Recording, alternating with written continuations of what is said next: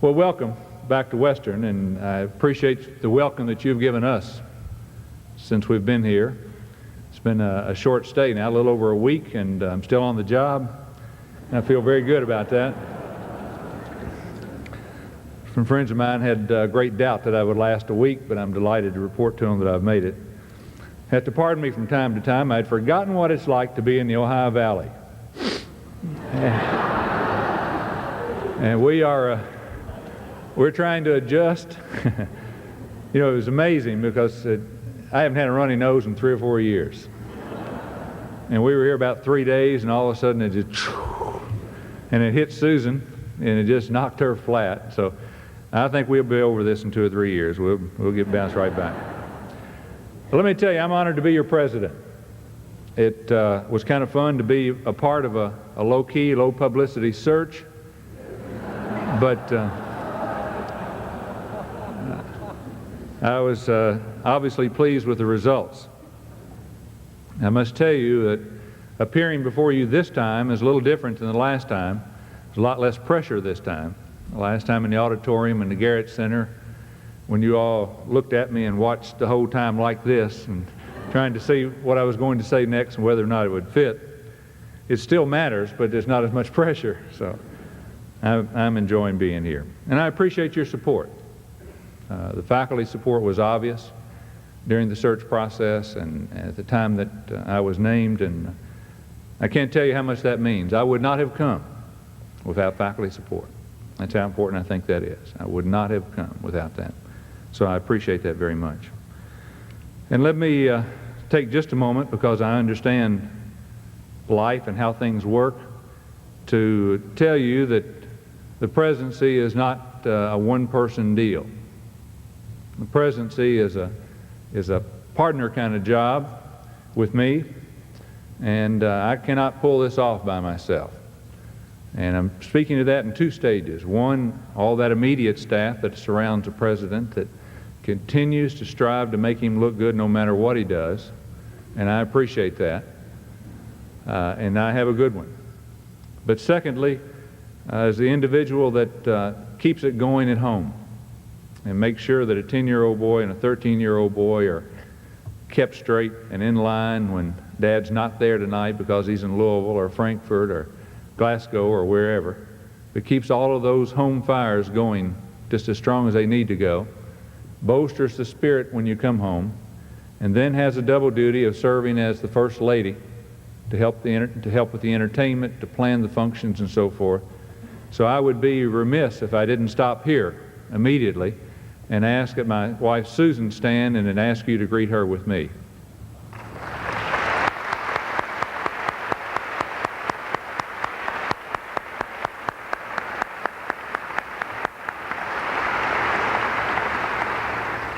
Thank you. That makes life so much easier for me, you wouldn't believe. Let me extend a special welcome to all of our new faculty and administrators. We're both new on the job. I hope we're both very successful. But I want to say a special welcome to you, and I was not here when you had your beginning luncheon first of the year, and I apologize for that, but the chancellor at Ole Miss just kept telling me I had to be there a little bit before I left, so I could not be back. And also, before I forget, let me tell you that, remind you that there will be a reception following the faculty meeting. It will be in the Garrett Center in the ballroom, and I hope you'll join me there. I've not been to a reception after a faculty meeting here at Western, but I understand we do it right, so I hope you'll stop by there. And also, it'll give me a chance to meet many of you, some of whom I've already met, and then a chance to meet the others as well, and I hope you'll do that. Let me also remind you that next week, on September the 20th, I believe that's Tuesday, the Kentucky Council on Higher Education will be on campus conducting a hearing, as they are doing across the state, regarding the funding formula. And if you would care to come and watch that, or if you would care to come to the Regents' room and make comments, there will be a sign-up sheet outside of the Regents' room for those who would like to speak. We'll need to sign that sheet in order to have the opportunity to do so. There are several of us who are scheduled to make remarks, but others will have the opportunity to make remarks as well. So I hope that you will remember that. Well, there's good news at Western with the enrollment. As you know, you probably have read in today's paper, the College Heights Herald, we're now at the university's all-time high enrollment, 14,116. And that's up 4.4% and 596 students. And that's great. And even what's even greater about that is that out of that 596, 532 are full-time students, which means that we're talking about student credit hours being generated and tuition being paid and things that will help this institution do some things that it needs to do. But more than that, it expresses confidence in you. It's a compliment to you and the work that you've done for that many more students to come to Western. They're simply saying to you, I believe in Western and I believe in what's going on there and I want to be a part of that. And that is a compliment to you. Of course, the other part of this, which I was anxious to see, is the quality is up also. I saw they're very early kinds of figures, but I saw some ACT scores that would indicate that our ACT average is going to be up. And that, too, is a positive compliment to you because it says that good students are saying to you, that's a good place for me to be. I want to go there. And that's a good stroke. The bad news, of course, is that now we have even more parking problems. 596 more students, and I guarantee you every one of them brought a car. Several of you have sent petitions to my office regarding the parking situation. I have received those and duly noted those. And one I received even had some suggestions, and I really appreciate that. A lot of times you get the fusses without suggestions, but I even got some suggestions. We'll be discussing that at the executive officers meeting on Monday and trying to see what we can do. I cannot promise you a solution immediately. I wish I could. I wish I could stand up here today and say, I'm going to get 1,000 cars off campus. I could do that, but there'd be 1,000 people very mad the next day because I don't have any place to put them right now. But we're concerned about it and we're working on it, and I promise you that we'll give it our full attention. This is going to be compounded shortly by our having to close down some of the grassy areas on which we're parking. We just can't go into the rainy weather and the bad weather around here having people driving on that. We will have an absolute quagmire in a short period of time, and it'd be a great detriment to this campus. We're looking at other shuttle possibilities and a number of things, trying to find ways to get people into a satisfactory condition as far as their parking is concerned. Now, faculty always have a ready solution to this, and you know what that is, and that's been in most of the suggestions so far, is take away student parking and give it to the faculty. And that's not a bad suggestion if you're just talking to faculty, but somehow the students get concerned about that somewhat. So we'll look at the entire situation. Parking, and I don't need to tell you this, but parking is, I guess, an international problem on college campuses. It's just the way it is. And we'll do everything we can to solve that. You know, I've talked to friends of mine at other institutions, and they're paying $100 a year to park, $150, $200 a year to park, and that's kind of scary. And I hope we don't get to that point, but it's just that kind of premium situation. Of course, everyone wants to park where they're going exactly, and I understand that completely. But we'll work on it, I promise you that. By the way, I'm not going to sacrifice to the point of giving up the president's parking spot. I hope you won't send me a petition on that. I'm dedicated, but I'm not that dedicated. It's the first time I've ever had a parking spot. No, I'm just kidding. Let's talk a little bit about the other part of the bad news, and that's class loads. I know many of you are teaching this time bigger classes than you've ever had, and some of you more classes than you've ever taught. And I don't like that, and I apologize for that. It's one of those things that happened before I got here, so there's nothing I can take responsibility for, and I say that lightly, but it's a serious problem as far as I'm concerned. And I've already met with Dr. Haynes now, and we had a 3-hour session the other day talking about a variety of things, and that was top of the list. So we're looking at that, and I hope that we can provide some relief for that in the future. Because one of the things that I promise you is that even though Western is very attractive, and people want to come here, and we want them to want to come here, we will not sacrifice the quality of this institution and the reputation for quality that this institution has just for size. We'll make sure we can still meet the quality demands and the quality needs that this institution stands for in order to have students here. I'm distraught over your 2.4% raise. That is, I mean, it's better than nothing, but that's about all. And I'm sorry that that was the end result. I understand it was going to be worse than that until some last-minute activities occurred by some key legislators to get it 2.4%, or around 2, and then the institution went on to 2.4. But I can tell you this will be my number one priority with the governor and with the General Assembly. It'd be salaries for you. Good people need to be rewarded. They don't need to just keep on working for the same thing, and we'll work on that. I know another concern of yours, and I'm not going to stand up here and just address all the concerns, but I think we need to talk about those on the front end. Insurance. And I know that you had a major increase in insurance this time, and I've received a resolution from the Faculty Senate regarding that. It seems like an appropriate measure. I will talk about that resolution with the executive officers on Monday morning again, and see if we can't reach some solution or resolution regarding that we received from the Faculty Senate. And I would anticipate a positive response to that. We must be sure we're being treated fairly. And this is a tough issue. I don't know the facts and figures regarding our insurance carrier. I know that from what I can tell, Western has had a great rate for a long period of time. I know that as I was transferring my insurance and taking care of all of that, that your new rate was still lower than what I was paying at the University of Mississippi. That doesn't make it good. Don't misinterpret what I'm saying. I'm just saying it's sort of a situation where we need to make sure that we're being treated fairly. Let me mention the NCAA investigation that you've read about. Some of you found out about after you got back from your summer time off. We were blasphemed from one end of this state to the other regarding our athletics. A statewide newspaper made accusations concerning our athletic program, and I immediately appointed an internal investigation committee to look at that and look at it in great depth, and they are. They're on the road now interviewing the young people involved and others as well, and they'll report to me shortly. But I didn't set up the internal investigation committee for the purpose of nailing anyone or to try to get someone or any of those kinds of things. What I'm trying to do is clear Western's name. Western Kentucky University has been blasted with a headline from one end of the state to the other, and I think it's my responsibility as your president to make sure that that name is cleared as quickly as possible.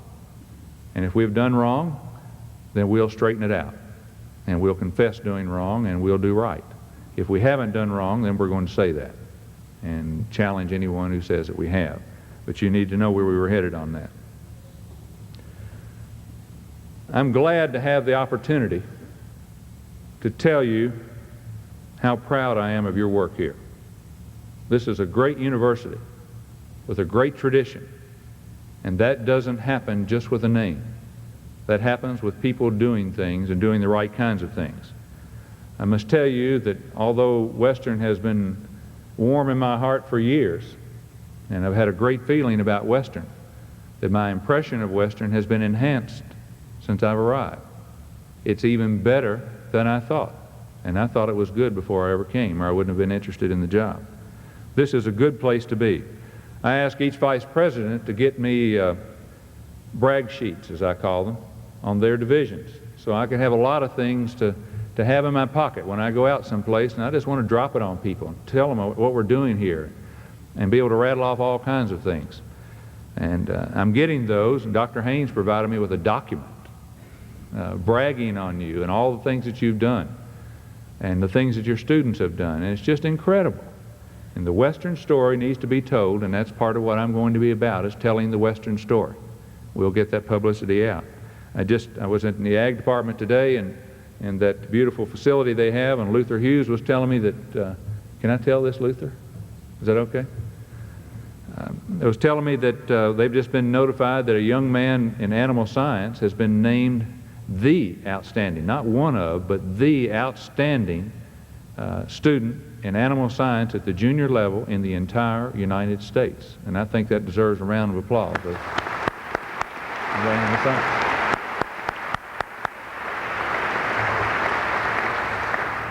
And that's the kind of thing that needs to be publicized at Western. I suspect we have a lot of that.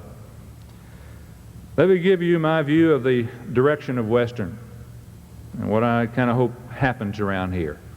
And I told some of you this at the time of the interview, and you've heard a little bit of it, but let me talk about that, some of that again, and then expand on it if you don't mind.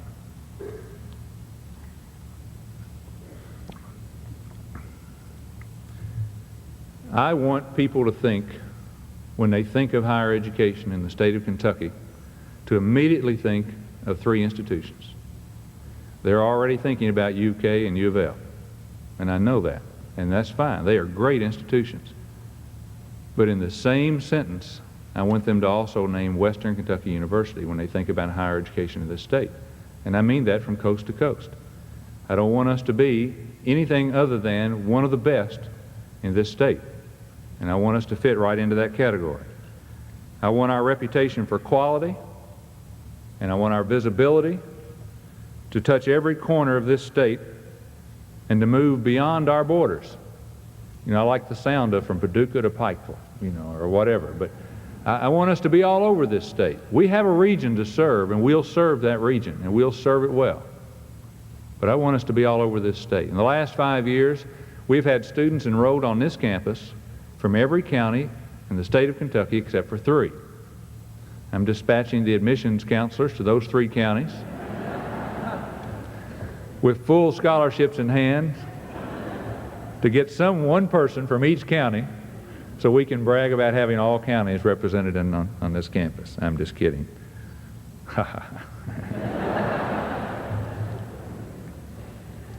But I want us to continue the reputation of quality that we have. I want it, and it's there now. I mean, we're doing those kinds of things now, but I want it to continue to spiral upward. And I can't do that. I can take care of the visibility, and I can take care of lots of other things, but it all rests with you. And I'll count on giving you the support you need for that. We typically have, and I was surprised by this piece of data, we typically have students on this campus, and we do this fall, from 40 states. 40 out of the 50 states represented on this campus. And what that says about Western is 2 things. One, you come to Western and there's a cosmopolitan kind of atmosphere. You're not going to school with just the good old boys and the good old gals. You're going to school with people from all over this country. 40 different states. And it also says that Western Kentucky University has a national reputation because people want to come here from all over this country. They just don't come from Warren County and Bowling Green, and we love all of those. But they come from all over. And again, that's a compliment to you, and you need to feel good about it. But when they get here, it must be worth it. It's got to be worth the trip. Because if they're not here, if it's not worth the trip, they'll go home or they'll transfer. And we do have a little bit of a retention problem here that we will be addressing.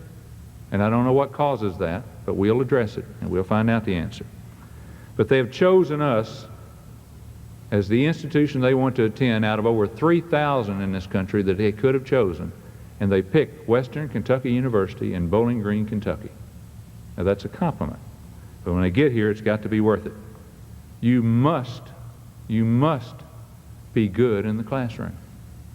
I can't think of any excuse for you not to be good in the classroom. Not average, not okay. I'm talking good in the classroom. You have chosen a profession, and that profession is to teach people at the college level.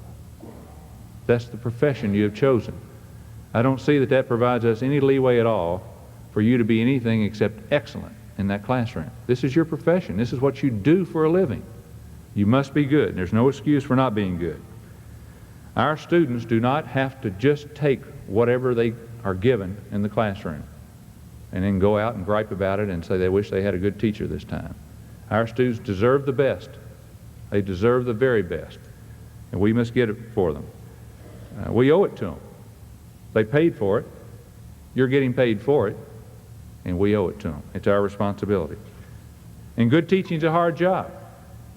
I would be the last to say anything at all about teaching except that it's a very, very hard job if you're an excellent teacher.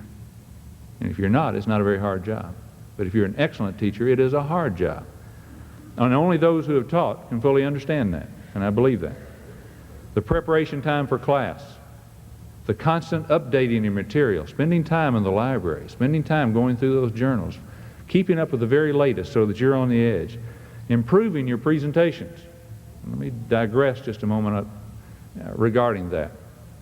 I don't know what all we do here to evaluate how we teach in the classroom, but there can be only one primary purpose of evaluation, and that's to improve what you're doing in there. So we can't be afraid of evaluation, and I'm sure you're not.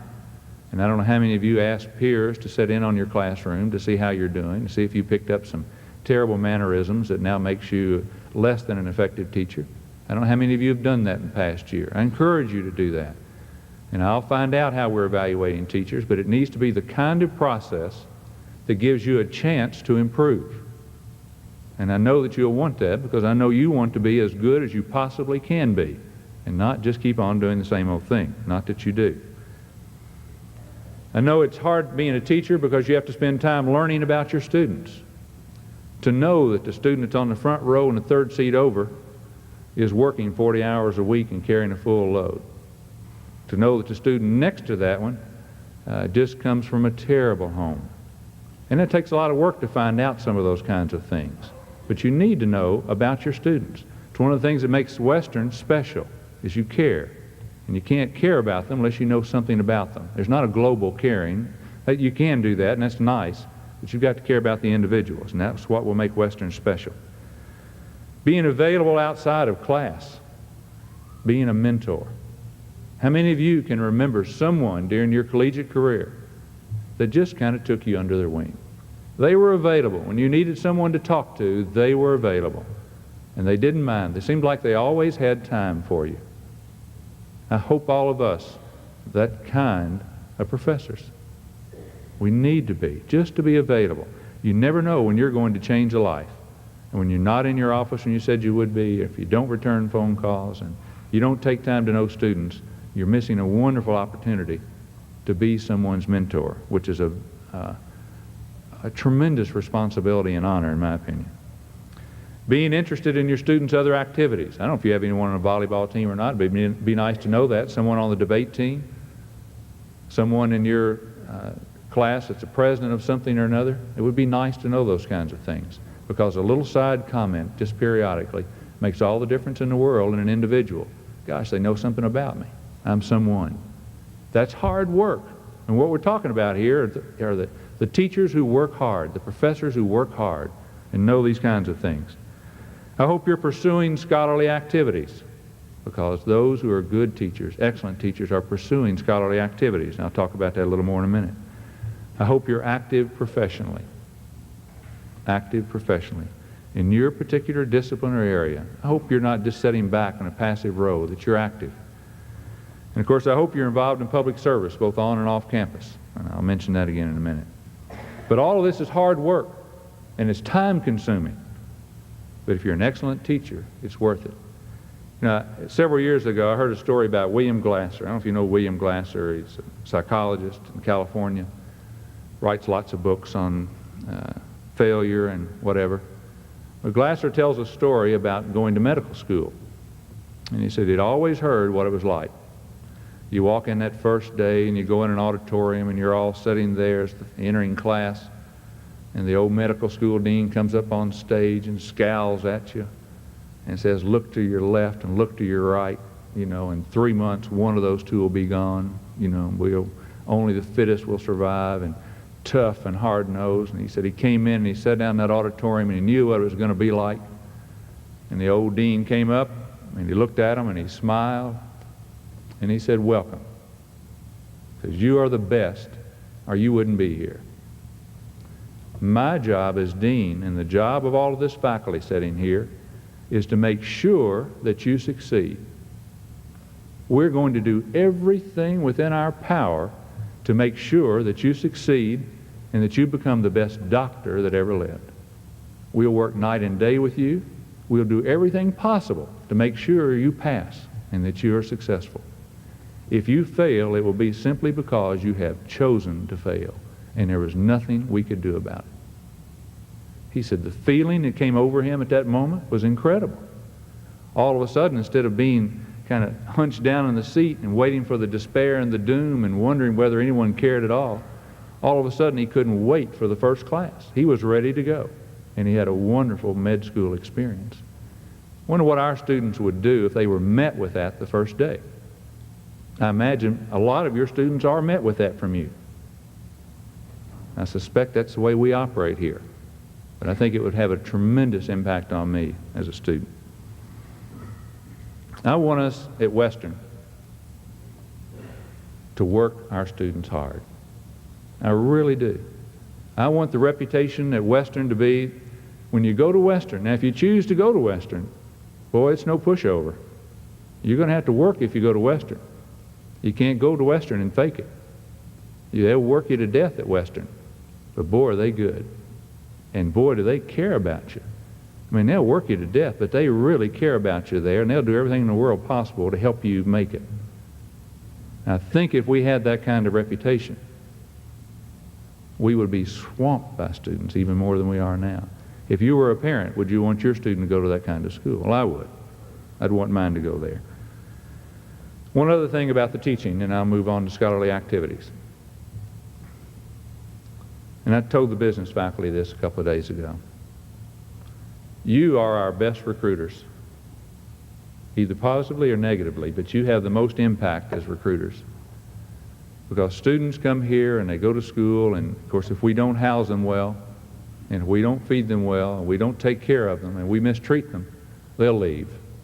And they'll go home and they'll talk other students out of coming. But the most important thing that they'll go home and talk about is what happens in the classroom. And they'll go home and they'll talk to other students and other parents and their parents who will talk to other parents who have potential students. And they'll say one of two things.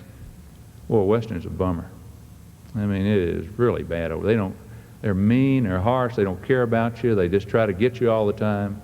The classes are not that hard, but they just don't care about you. Or they'll go home and talk about what a wonderful place Western is. Boy, it is a great place to be. People are warm and caring and loving there. They care about you. They will work you absolutely to death. Their expectations are high at Western, but they care about you. I think you have more impact on recruiting than all the recruiters that Jerry Wilder can send out. You will have the biggest influence on that. And I know that you understand the importance of that and will address that. Let's talk about scholarly activities for a moment. An excellent teacher is alive professionally. You're alive professionally. You keep up in your field. You're reading constantly in your field just so that no one will surpass you. I brag all the time, and I'll continue to brag about the experts we have on our campus. No matter what field you want to talk about, we have individuals on this campus who are the top of the line, the top experts in this state in that particular area. And you can't be those experts if you're not alive professionally. You've got to be involved. We're not a comprehensive research university. And I will not make claims that we are a comprehensive research university. But that doesn't mean that we're not involved in research. We need to be doing some basic research here. And basic research is important.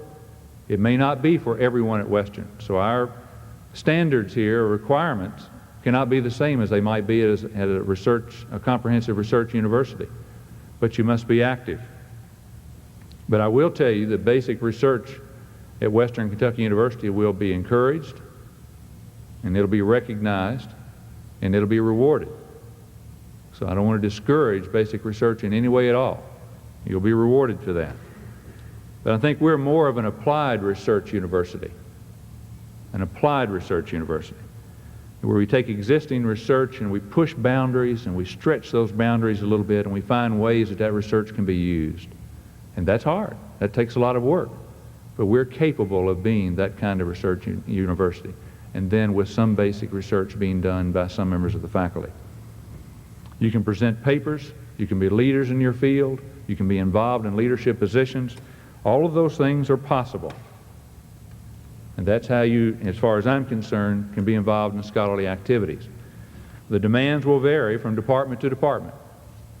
They won't be the same for every group, and that has to be, it comes with an awful lot of discussion and debate, exactly what they'll be for each area, but they don't have to be the same for each area.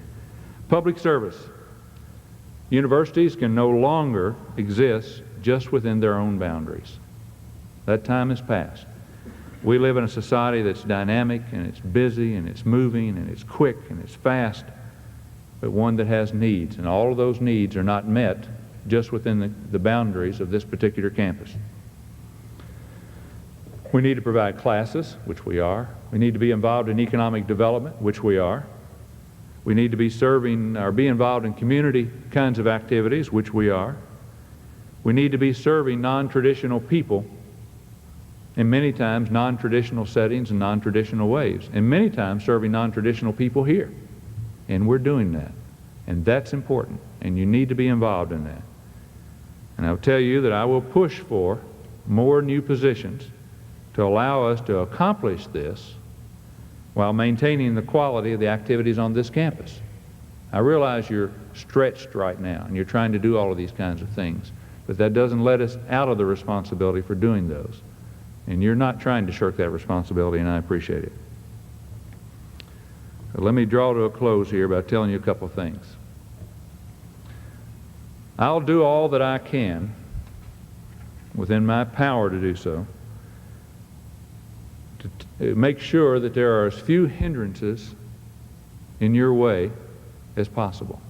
I think that's primarily what I'm to be about, to set directions for this institution, and then to make sure that all of those things that could be in your way to keep you from operating at your maximum are out of the way. Be my job to provide resources for you, to make sure that institutional policies are correct and are not a hindrance to you, provide support personnel for you. All of those things fall to me, and I have people to help me take care of those kind of things. Outside of the institution, I need to help you by providing the public relations that we need to have to serve as a buffer for you from the political activities of this state. Those need to be coming at me and not at you. To help you in recruiting, didn't say do recruiting, to help you in recruiting, and to get the resources from those agencies outside of this state that can be of assistance to you, to work with those who can do that. I believe in Western, and I believe in you, and I mean that as sincerely as I can say it. And if I didn't, I wouldn't have taken this job. I wouldn't have applied for it. All I ask is this, is that you treat every student as if he or she were your very own. Treat every student as if he or she were your very own. Work them hard, but care about them and help them. I would also ask that you do your job each day the way you would want someone to do that job if you were the boss. Do your job each day the way you would want someone to do that job if you were the boss. I think if you'll follow those two things, this will be the greatest university that ever existed. I truly, truly believe that, because it already is a great university. I want you to have a great year. I'll be around to see you, I promised you, and I'll do that. But right now, I hope that you'll join Susan and I at the Garrett Center for a reception. Thank you very much.